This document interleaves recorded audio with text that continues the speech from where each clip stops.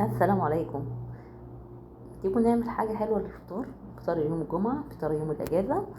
نبعد عن الحاجة التقليدية خالص، بدل الفول والطعمية وبدل الجبن. هنعمل الجبن، هنعمل فطار بالجبن لكن فطار شيك قوي وطعمه حلو قوي. لو عندك لف الجلاش هنعمل أحلى فطار ليوم الجمعة بإذن الله. تعالوا يلا بينا نشوف عملناه ازاي، بس شوفوا الجمال عاملة ازاي، ما شاء الله. فطار حلو قوي ولذيذ.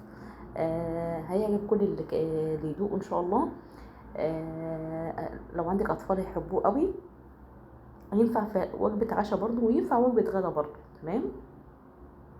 انا استخدمت كل بواقي الجبن اللي عندي في التلاجة مع اللحوم المصنعه، البواقي اللي عندي يعني، وعملت العظمه اللي انتوا شايفينها دي. يلا بينا نبدا. عندي هنا بيضتين، وهحط عليها كوبايه من اللبن او الحليب، اقل من نص كوبايه زيت، وكوبايه زبادي اللي هي بتاعت الشركات. تمام. مفيش زبادي ممكن نحط صودا اللي هي 7 او صودا بدون سكر. معلقه كبيره من البيكنج باودر،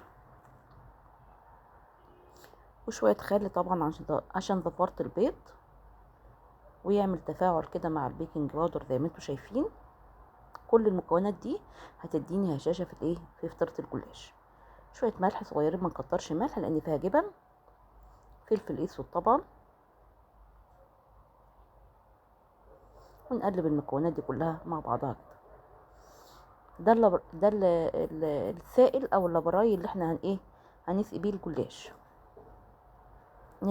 نركنه كده على جنب، ونجهز بقى الجبن بتاعتنا. زي ما قلت لكم انا استخدمت كل الجبن الموجوده في التلاجة. حته جبنه موتزاريلا،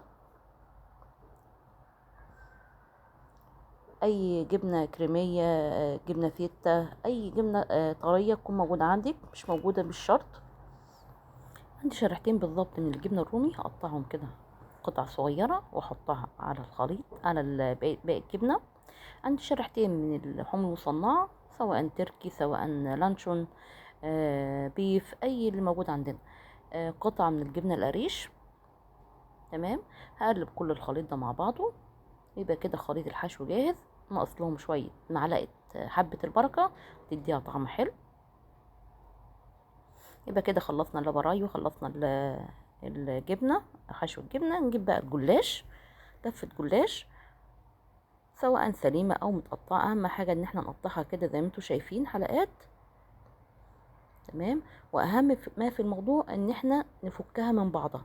لازم نفك الشرايح من بعضها، لان لو في كتله متكتله على بعضها مش هتشرب السائل ومش هتستوي، هتبقى كتله كده من العجين، بتبقى مش حلوه خالص. نبتدي بقى نطبق الطبق بتاعنا. جبت صينيه دهنتها زيت او نديها رشه من السمنه. احط نص الجلاش في ارضيه الصينيه واسويه كويس،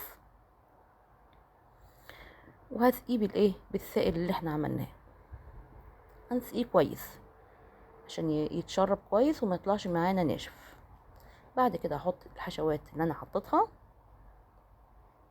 حشوات الجبنه، ونوزعها كويس كده، ونحط باقي الجلاش. تمام. ونوزعه توزيع كويس. وزي ما قلت لكم اهم حاجه نتاكد ان الشرايح متفككه من بعضها عشان ما تكتلش زي ما قلت قبل كده.